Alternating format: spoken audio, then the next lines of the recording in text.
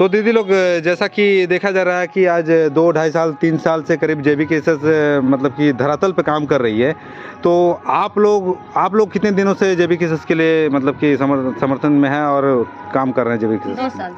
जी, सबसे पहले आपका चैनल को मैं धन्यवाद करती हूँ।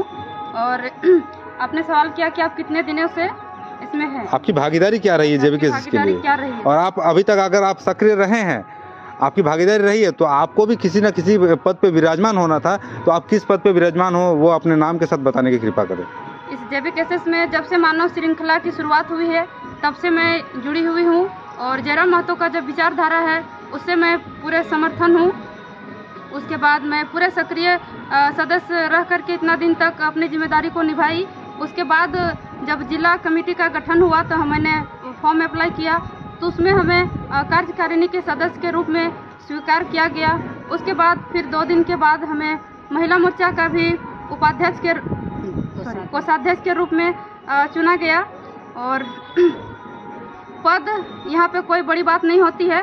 पद ना भी मिले तो JBKSS के जो सक्रिय सदस्य हैं बिना पद के भी हम काम करेंगे, क्योंकि ये पद से कोई पेमेंट नहीं मिलता है जो पद के लिए लालच करेंगे।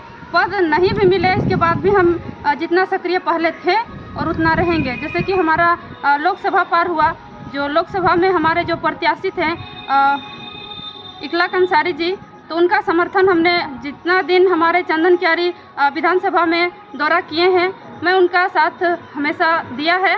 और कोशिश पूरा रहा मेरा कि हमारे जितने भी महिला दीदी लोग हैं सभी को जागरूक करने के लिए घर घर तक जाके भी जागरूक किए हैं, फ़ोन से भी किए हैं, और आगे भी इसी तरह से जारी रहेगा। और हमारा जो विधानसभा में जो भी कैंडिडेट रहेंगे उनको जिताने के लिए भरपूर कोशिश करेंगे, दिन हो रात हो हर तरह से मेहनत करेंगे। जी, आपने जैसा बताया कि आप 2 पद पे हैं। पहला तो आपने बताया कि जिला कमेटी पे आप कार्यकारिणी सदस्य है।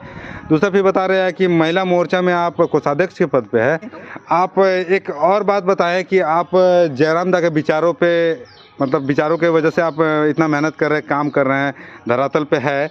लेकिन मैं आपसे पूछना चाहूँगा और जानना चाहूँगा कि सिर्फ जयराम दा के विचार से ही आप प्रभावित है इसलिए आप इस पे काम कर रहे हैं, या फिर आपके यहाँ आपके क्षेत्र में चंदन क्यारी चास क्षेत्र में सचमुच में समस्या है? समस्या और जिसके इस समस्या को लेकर के ना तो अभी तक बिरंची नारायण ने कुछ काम किया है और ना ही अमर बावरी जी ने काम किया है। वो लोग सिर्फ अपना झोला भरने के लिए सिर्फ आते हैं और अपना विधानसभा में अपना जो है भागीदारी निभाते हैं। आप दोष दे रहे हो विपक्ष को, ना बिरंची नारायण ने कुछ किया, बाकी अन्य पार्टी के सदस्यों मैंने नेताओं को, लेकिन अभी तक जयराम महतो ने आपके क्षेत्र में आपके लिए क्या किया है? बहुत कुछ किया है। कोई 2-3 काम गिनाइए।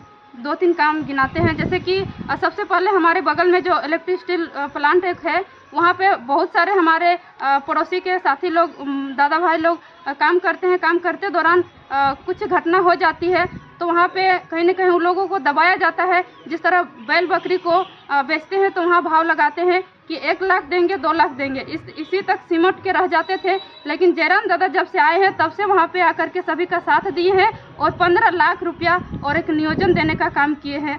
तो एक काम हुआ। उसके बाद हमारे जो जितने भी महिला दीदी लोग हैं, इससे पहले हम लोगों ने 24 साल से वोट देते आया है, लेकिन कोई वोट का मतलब हम लोग जानते नहीं थे कि वोट क्यों देते हैं। घर वाले सिर्फ कहते थे कि ये छाप में वोट देना है, हम लोग वोट दे करके आ जाते थे।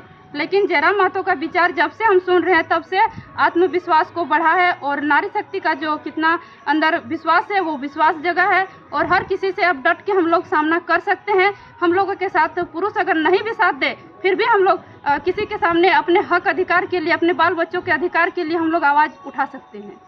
चलिए, जयराम दादा के विचारों से आप प्रभावित है, इसके लिए तो कहीं ना कहीं ये जो मान लीजिए प्लांट है आपके यहाँ, क्या नाम बताएं, इलेक्ट्रो स्टील, तो वहाँ यदि अगर घटना घटती है तो क्या जयराम महतो आएंगे तो ही फैसला होगा, तो ही आप 15 लाख पाओगे, या फिर आप में भी दम आ गया है? अब उतना दम आ गया है कि हम लोग भी डट के वहाँ पे सामना करेंगे। डीसी मैं ये सवाल इसलिए पूछा कि लोग कहते हैं कि हर घर से टाइगर जयराम महतो निकलेगा, तो कहने का मतलब कि हर घर से शेर ही ना निकले, हर घर से शेरनी निकले। और आप लोग मतलब कि आगे आके चंदन क्यारी विधानसभा के लिए आप लोग क्या क्या करने वाले, कुछ हमारे चैनल को साझा करें ताकि हमारा चैनल भी ग्रो करे और अपडेट आगे मिले लोगों को? हमारे विधानसभा में जो भी प्रत्याशी रहेंगे, सबसे पहले चंदन क्यारी के जितने भी विधानसभा में हमारे JBKSS के सदस्य रहेंगे, सभी से निवेदन करेंगे कि